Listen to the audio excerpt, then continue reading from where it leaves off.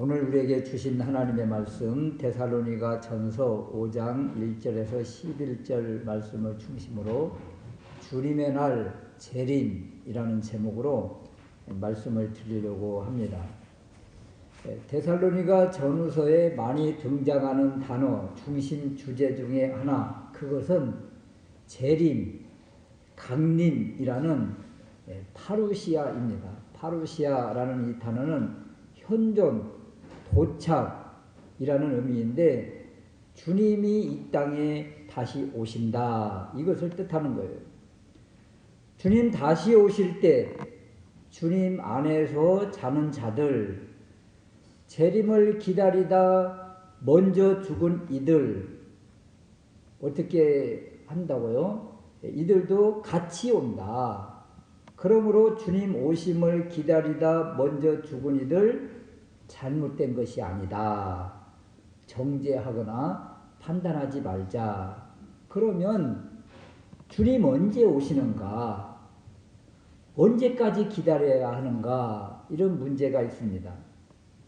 주님 언제 오실까요?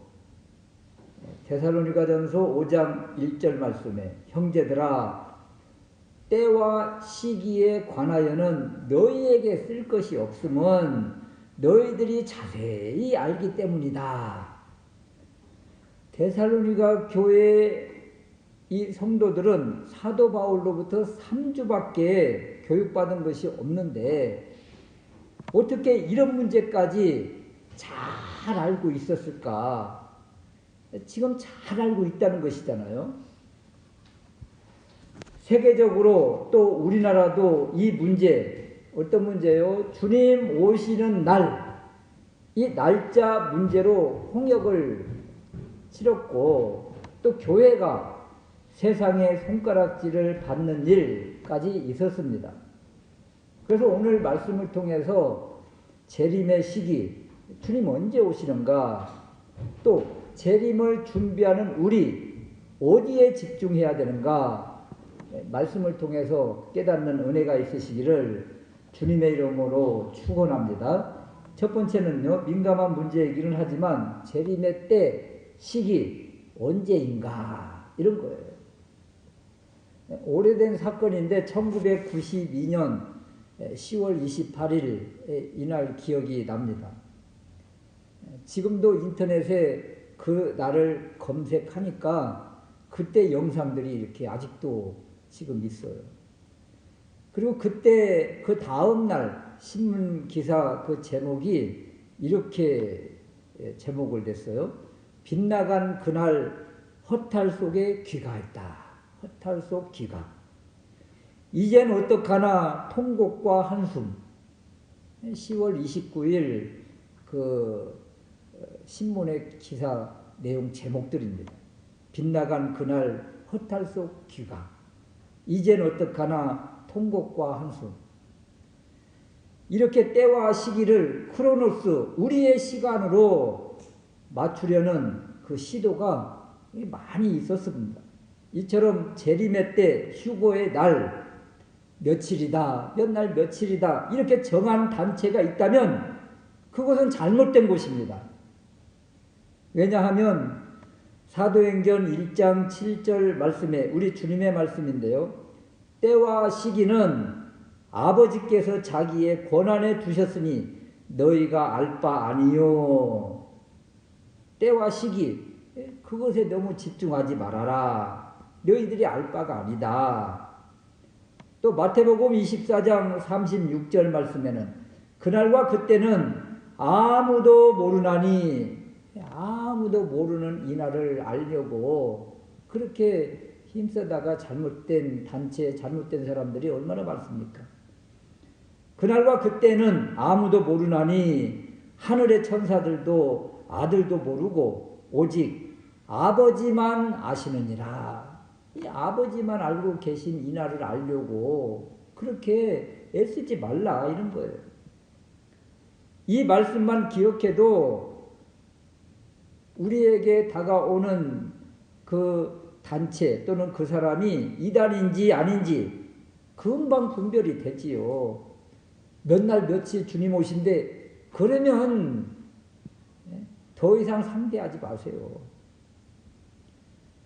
데살로니가 교회는 어때요? 재림을 그렇게 사모하며 기다리며 기도했음에도 잘못된 이단들처럼 날짜를 정해서 기다리지 않았다는 거예요. 때와 시기에 관하여 굳이 이야기할 필요도 없이 너희들이 자세히 잘 알고 있었다. 이렇게 사도 바울이 지금 인정해주고 있잖아요. 어떻게 가능할까요? 그것은 때와 시기를 특정한 날로 가르치거나 또는 공부한 것이 아니라 징조, 범위로 알려줬기 때문에 그런 거예요. 여러분 학교 다닐 때 선생님이 시험 범위를 알려주잖아요. 뭐 1단원, 2단원 몇 페이지에서 몇 페이지까지 시험 범위야 이렇게 알려줬죠. 이것이 정상이지 몇 페이지 몇 번 분명히 나온다 이런 식으로 해가지고 그렇게 다 알려주지는 않잖아요. 범위로 알려주니까 오해의 소지가 없는 것입니다. 재림의 때 말세가 언제입니까? 초림의 때부터 주님 다시 오실 재림의 때까지 이때가 말세예요. 그러면 우리 지금 어디에 살고 있습니까? 말세에 살고 있는 것입니다. 지금 주님 당장 오셔도 이 성경 말씀에서 하나도 빗나가지 않을 정도의 그 마지막 때를 우리가 지금 살고 있는 거예요. 초대교회 때부터 지금까지 계속 말세의 시기라. 그럼 말세 또 주님 재림의 때 대략 알려주신 그 말씀들을 보면 2절 말씀에 주님의 날이 밤에 도둑같이 이른다. 3절 말씀에는 저희가 평안하다 안전하다 할 그때에 잉태된 여자에게 해산 고통이 이름과 같이 멸망이 갑자기 저희에게 이르리니 갑자기 임한다는 거예요. 우리가 지금 말세에 살고 있는데 주님 언제 어떻게 오신다고요? 그럼 갑자기 오신다는 거예요. 불시에 들이닥친다 이런 거죠. 잉태된 여자에게 해산 고통이 이른다는 것은 오늘날 현대의학과는 약간 이렇게 배치될 수는 있어요. 왜냐하면 오늘날은 해산의 때를 예정일이라고 해서 대략 맞추기는 하잖아요. 우리 딸내미도 예정일보다 먼저 나와가지고 제가 기도원 가 있는 동안에 없는 때에 그냥 딸내미가 나왔어요. 기도원 갔다가 오니까 없던 내기 하나가 있더라고요, 집에. 이런 것처럼 뭐 예정일 그날 딱 맞추지는 못하지만 뭐 전후 좌우 어느 정도 한 달 안에 뭐 15일 전후 이 정도는 요즘 현대 의학은 어느 정도는 맞춥니다. 그렇지만 우리 어머니 때만 해도 이 예정일 해산의 때를 잘 몰랐습니다. 그래서 우리 어머니도 막내를 임신한 상태에서 집에서 장계까지 장날 그 8km 거의 심리인데 이 심리를 장에 가셨어요. 그리고 장에 가셨는데 갑자기 해산 진통이 나서 막 불이 나게 들어간 집이 그 가게 그 장판집에 들어간 거죠. 그래서 장날 장판집에 우리 막내를 낳았어요. 그래서 이름을 장순이라고 했죠. 그래서 이제 호적 신고할 때는 주민등록 신고할 때는 이제 장순이를 이제 미숙이라고 이렇게 해서 올렸는데 여러분 이 때를 모르니까 그리고 이 징조 증상이 없으니까 그냥 막 장에 가신 거예요. 배가 이렇게 부른 상태에서. 이런 것처럼 해산의 고통 알 수 없다. 정확한 날을 알 수가 없다. 도둑이 예고하고 들어갑니까? 그냥 갑자기 들이닥치는 것 아니겠어요? 해산의 고통이나 도둑이 들어오는 것, 밤에 예고도 없이 임하는 것, 공통점 갑자기 임하는 것입니다. 갑자기. 이것이 바로 재림의 모습입니다. 갑자기 주님 오시는 이날을 표현할 때 3절 말씀에 저희가 평안하다 안전하다 할 그때라고 하잖아요. 저희들이 누구예요? 그냥 일반적인 사람들입니다. 외인들, 교회 밖의 사람들, 우상 숭배하는 사람들, 세상 사람들, 이 사람들인데 이 사람들이 평안하다 안전하다 할 그때 갑자기 재림의 때가 온다는 거예요. 주님이 오신다는 거예요. 평안하다 안전하다 이 의미는 당시 로마 시대잖아요. 그래서 팍스 로마 시대로 로마가 세상을 평정하고 무역로를 만들고 도로를 만들고 무역도 활발하게 하던 그 시대, 로마만 의지하면 평화를 유지할 수 있었고, 반대로 로마의 반기를 들면 이 로마 군대가 자기들이 닦아놓은 그 도로에 그냥 전차 부대가 가서 박살을 냈던 그런 시대예요.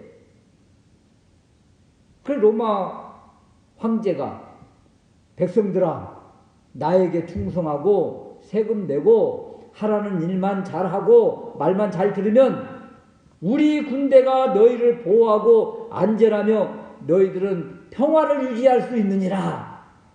이런 시대입니다.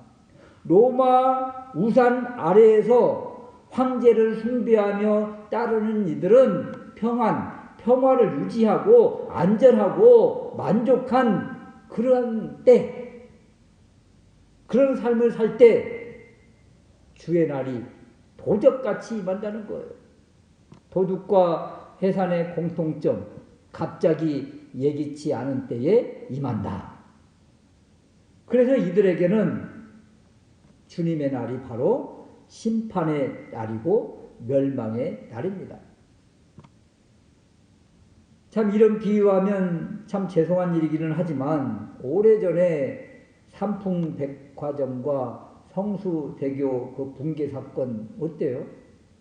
이들이 알고 갔습니까? 그냥 평안히 안전히 그냥 가던 길 가다가 그냥 갑자기 들이닥친 불행 아닙니까? 주의 날이 이렇게 임한다는 거예요. 누구에게요? 외인들에게.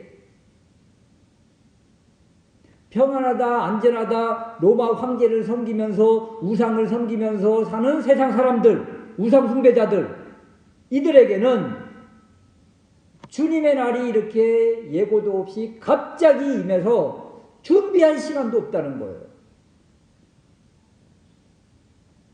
반대로 예수 그리스도를 믿어 주님과 함께 있는 형제들에게는, 믿음의 사람들에게는 어떻게 임할까요?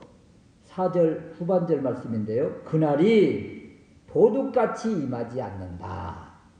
그날 갑자기 예기치 않게 들이닥치는 것이 아니다. 주님의 날이 재림의 그 모습, 어떤 이에게는 멸망이고 심판입니다. 그렇지만 어떤 이 예수님 안에 있는 하나님의 백성에게는 이 날이 구원의 날이고 은혜의 날이고 복된 날입니다. 주님 오시는 날이기 때문에 이 모습을 보여주면서 때와 시기 그것이 중요한 것이 아니고 지금 누구 안에 있는가?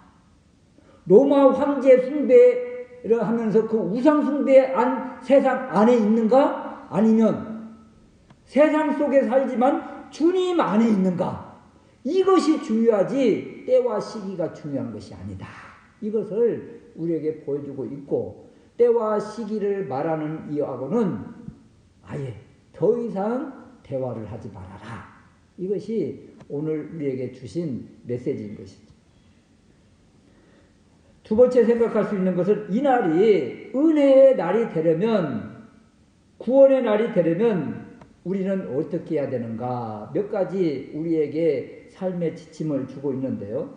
첫 번째는 이런 것입니다. 깨어 근신하라. 6절 말씀인데요. 그러므로 우리는 다른 이들과 같이 자지 말고 오직 깨어 근신할지라. 다른 이들이 누구예요? 로마 황제 섬기면서 세상 속에 사는 우상 숭배하는 세상 사람들이죠. 자지 말고 잠잔다. 이 말은 주님의 재림을 대비하지 않는 상태.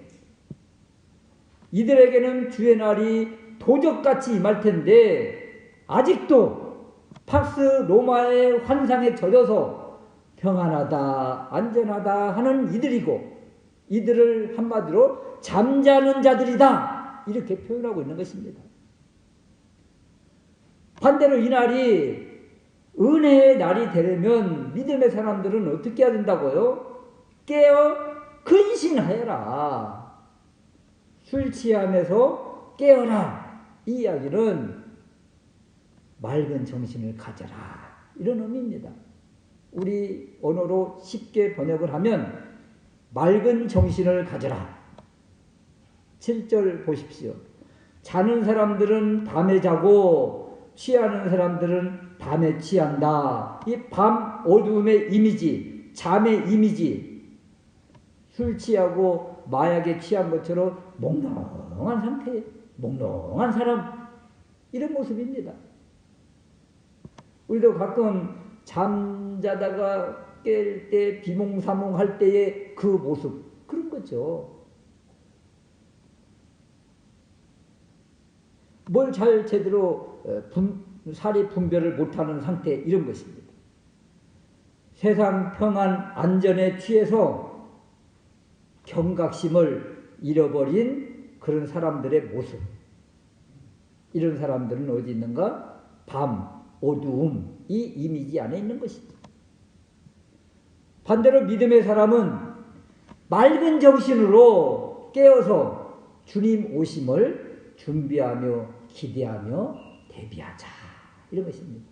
이렇게 준비하며 기다리며 대비하는 이에게는 주님 오시는 날이 기쁨의 날이고 은혜의 날이고 축제의 날이고 행복한 날입니다. 이 날이. 두 번째는 이날 참 이런 날이 되려면 영적 무장을 해야 됩니다. 영적 무장. 8절 말씀인데요. 우리는 낮에 속하였으니 근신하여 믿음과 사랑의 가슴 보호대를 붙이고 가슴 보호대 흉배를 붙이고 구원의 소망의 투구를 쓰자. 어떤 이미지예요? 군인, 군사 이미지죠. 제가 정경을 나왔는데 우리 때 83년도에서 85년도니까 얼마나 데모가 극심할 때입니까? 더군다나 이 연세대학교 앞에 담당 부대인데 그 옆에 그 봉은사라고 하는 그 절 마당에서 늘 대기하고 있다가 그냥 비상만 나면 차 타고 가는데 제일 먼저 하는 것이 진압복을 입는 거예요. 진압복을 입고 투구를 쓰고 방패를 탁 메고 가는 거죠. 가서 탁 쓰면 학생들이 어떻게 해요? 막 돌을 그냥 빗발치게 던지는 거예요. 그렇게 공격을 해도 그렇게 돌을 던져도 이렇게 방비하고 있으면 아무 영향이 없어요. 그냥 투닥투닥 거리는 거예요. 이런 것처럼 가슴 보호대, 흉배, 방패, 또 구원의 소망의 투구, 이걸 쓰고 깨어 있어야 된다는 거죠. 이 군인의 이미지가 뭡니까? 그리스도인은 군인의 이미지, 보초서는 군인처럼 깨어 있어야 된다. 깨어 있어야 된다. 이 말씀의 핵심이 무엇입니까? 여기 이 8절 말씀에 보면 우리가 너무도 잘 아는 말씀, 단어 3개가 딱 나오잖아요. 믿음, 사랑, 소망. 순서가 데살로니가에서는요, 데살로니가 전서 후서에서는 항상 믿음, 사랑, 소망 이 순서로 나와요. 고린도 전서에서는요, 믿음, 소망, 사랑, 그 중에 제일은 사랑, 이렇게 이야기를 하죠. 왜 이렇게 순서가 다르고 중요도가 다를까요? 고린도 교회는 은사 많고 능력 많고 그런데 파당과 분리와 싸움과 다툼이 있고 사랑이 없어요. 사랑이. 그래서 그 교회에 사랑을 강조하고 사랑을 중요하게 여기기 때문에 믿음, 소망, 사랑 그 중에 제일이 사랑이야 이렇게 이야기하고 있는 것이고, 데살로니가 교회의 핵심은 주님 재림, 주님 오심을 기다리는 소망이잖아요. 소망. 그 소망이 가장 중요하게 지금 이들 신앙 가운데 있기 때문에 믿음, 사랑, 소망 이렇게 이야기를 하고 있는 거예요. 그래서 여러분 이 믿음, 사랑, 소망, 믿음, 소망, 사랑 여기에서 어떤 것이 중요하다 이렇게 이야기할 수 없는 것입니다. 믿음이 없는 사람, 믿음이 없는 상태에서 사랑하고 소망을 가질 수 있겠죠? 이런 사람에게 제일은 믿음이야. 믿음을 좀 가져. 이렇게 이야기하겠지요. 믿음과 사랑을 지금 한데 묶어서 가슴 보호대, 흉배와 연결시키고 소망은 구원의 투구로 중요하게 부각을 시키고 강조하는 모습입니다. 이 이미지는 에베소서 6장에도 나옵니다. 에베소서 6장 13절 이하에 보면 그러므로 하나님의 전신갑주를 취하라. 서서 진리로 너희 허리띠를 띠고 의의 호심경을 붙이고 평안의 복음이 준비한 것으로 신을 신고 모든 것 위에 믿음의 방패를 가지고 구원의 투구 성령의 검 곧 하나님의 말씀을 가지라. 오늘 말씀과 에베소서 6장의 전신갑주의 공통점은 군사 이미지입니다. 군인, 군사 이 이미지는 전쟁을 준비하는 사람들이잖아요. 전쟁, 싸움, 대비 준비하라는 거예요. 그렇다면 믿음의 사람의 전쟁은 무슨 전쟁입니까? 혈과 육의 전쟁이 아니잖아요. 영적 전쟁이잖아요. 그럼 영적 전쟁이다. 그러면 누구와 싸웁니까 우리가? 사탄, 마귀, 귀신과 싸우는 것 아니겠어요? 그래서 이 귀신과 싸운다고 날마다 그냥 귀신, 악한 영 그러면 또 어떻게 되겠습니까? 그래서 기독교 변증가인 루이스가 이런 말을 했습니다. 귀신 하면 귀신이 붙는다. 이런 말을 했어요.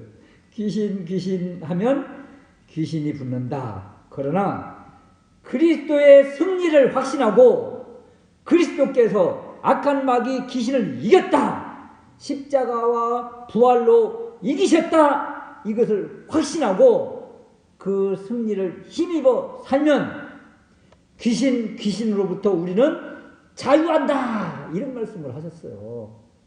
그래서 영적 전쟁이다.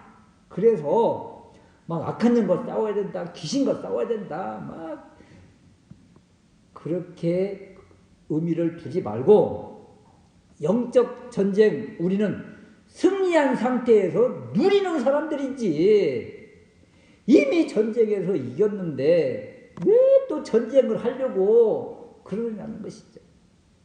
우리 주님이 십자가와 부활로 악한 마귀 권세 대적과의 싸움에서 이기셨습니다. 승리하셨습니다. 우리는 이것을 붙잡고 믿음으로 나아가는 거예요. 그러면 우리가 이 지금 군사 이미지 보호대를 차고 흉배를 붙이고 투구를 썼는데 그러면 누구와 싸우기 위해서 우리 이렇게 무장한 것 아니겠습니까? 그럼 영적 전쟁이 무엇이고 누구와 싸우느냐고요. 왜 믿음, 사랑, 소망의 투구를 써야 될까요? 믿음, 사랑 가슴에 붙이고 또 구원의 소망의 투구를 써야 될까요? 이것은 믿음을 지키고 사랑으로 행하고 소망에 흔들리지 말고 굳게 잡는 것, 이것이 영적 전쟁이다. 이것이 믿음 흔들리지 마라. 믿음 붙잡고 싸워야지. 믿음을 세워야지. 이거 싸움인 거예요. 영적 전쟁. 어떤 사랑의 행위를 해야 될 때 이거 해야지. 주저주저 하지 말고 이것도 하나의 우리가 싸움이라는 것입니다.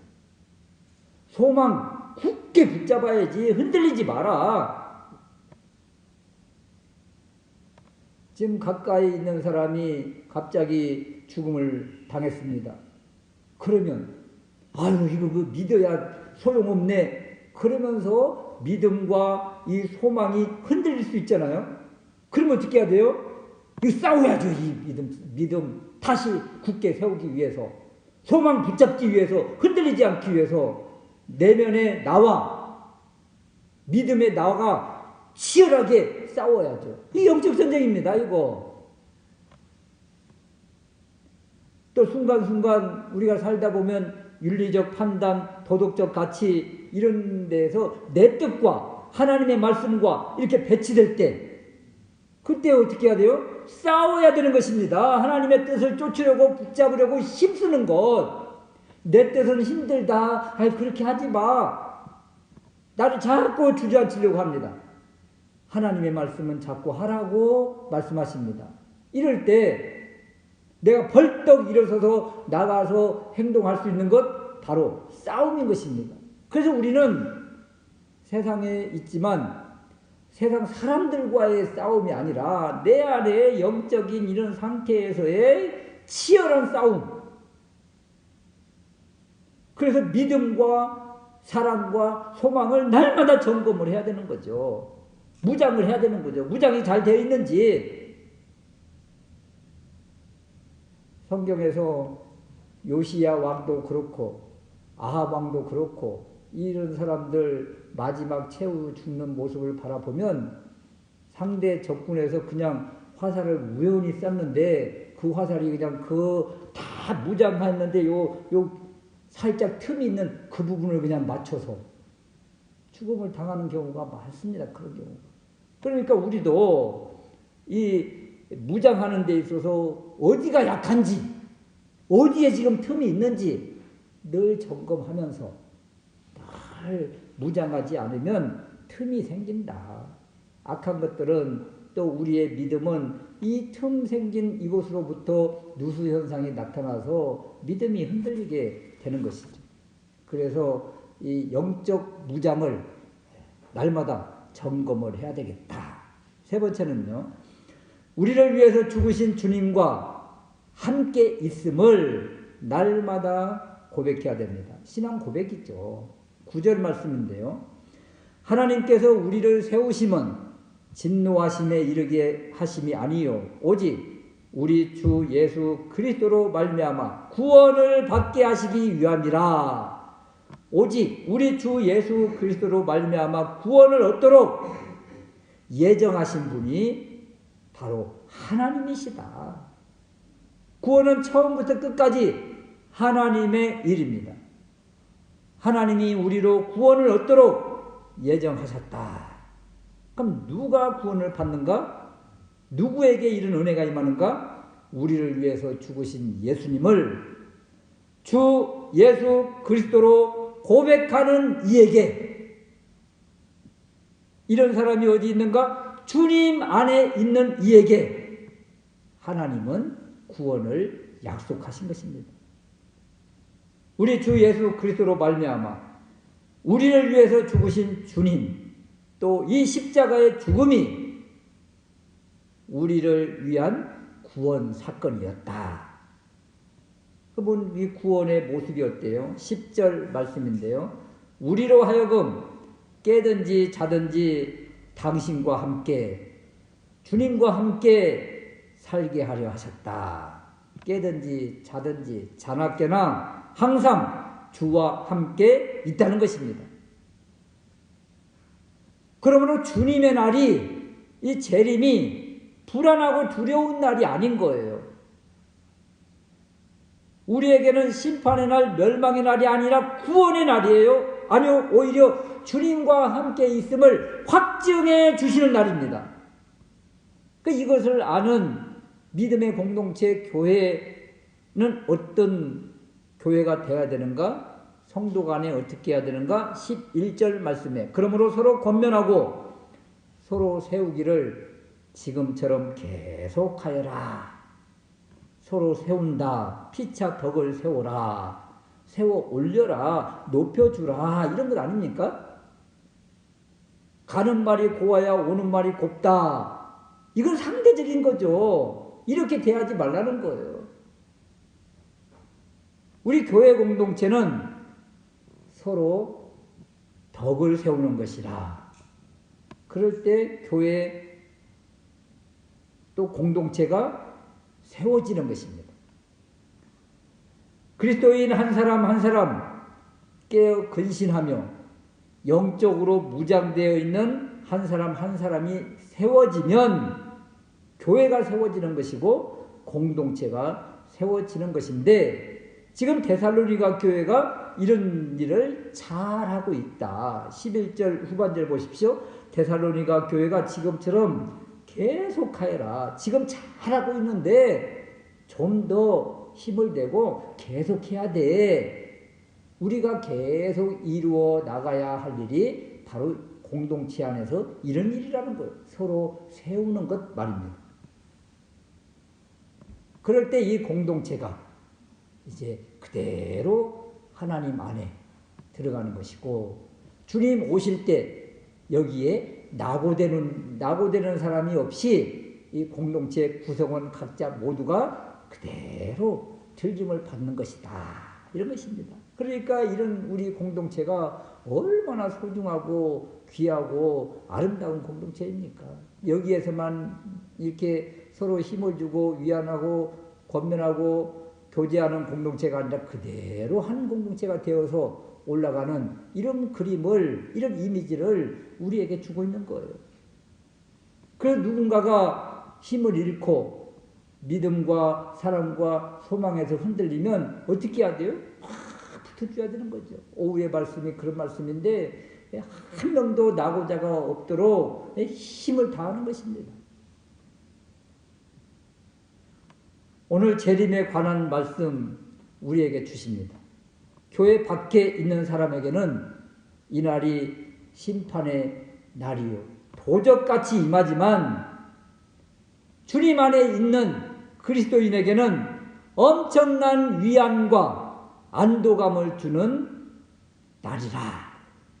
우리는 이미 낮에 속하여 있고 주님 안에 있기 때문에 그날이 언제 오든지 때와 시기 그것이 중요한 것이 아니고 언제 주님 오시든지 근심하며 벌벌 떨 이유가 없다. 그럴 필요도 없다. 다만 우리의 할 일은 깨어 술 취하지 말고 맑은 정신으로 말씀을 묵상하면 우리에게는 이 날이 복된 날이다. 여호와의 날이 그런 것입니다. 이스라엘 백성들의 그 멸망 받을 때의 모습을 보십시오. 선지자들이 얼마나 여호와의 날을 외쳤습니까? 돌아오라고.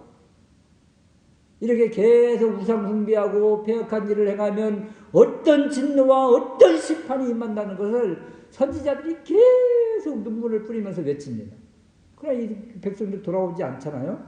그러니까 아수르를 통해서 바벨론을 통해서 비참하게 멸망당하고 심판받잖아요. 이런 것이 여호와의 날이고 오늘날 우리에게 여호와의 날은 바로 주님의 날이며 주님 오시는 재림의 그때이며 이 날은 우리에게는 복된 날이지만 예수님을 벗어나 있는 그들에게는 이스라엘이 멸망당하는 것처럼 심판과 진노와 멸망의 날이다. 맑은 정신을 가지고 말씀을 묵상하면서 믿음, 사랑, 소망을 품고 살아온 우리에게는 이 날이 바로 보상의 날이다. 깨든지 자든지 당신과 함께 주님과 함께 있으므로 주 안에 있는 나에게 딴 근심이 있겠는가? 엄마 품에서 아무 근심 걱정 없이 안도하고 만족하고 기뻐하고 있는 상태의 아이의 모습이 바로 우리 그리스도인의 모습입니다. 주님 안에서 말입니다. 세상은 로마 황제 아래서 평안하다 안전하다 하지만, 세상은 자기들의 권력과 재물과 가지고 있는 것으로 살만하다고 하지만, 그것은 어느 날 갑자기 다 사라질 것들이고, 주님 품 안에서 있는 우리는 이 상태가 영원한 것이기 때문에 지금 오셔도, 다음에 오셔도, 10년 후에 오셔도 그것이 중요한 것이 아니라 내가 지금 주님 안에 있는가, 주님 안에서 참된 만족과 기쁨과 평강을 누리고 있는가, 이것이 중요하다는 거예요. 우리가 주님 안에 있다 그러면 주님 재림 오실 때 또 주님 안에 있는 것이잖아요. 무슨 차이가 있겠어요? 그러므로 믿음, 사랑, 소망 안에서, 주님 품 안에서 주님이 주시는 샬롬, 평강을 누리며 사는 우리 모두가 될 수 있으시기를 주님의 이름으로 축원합니다.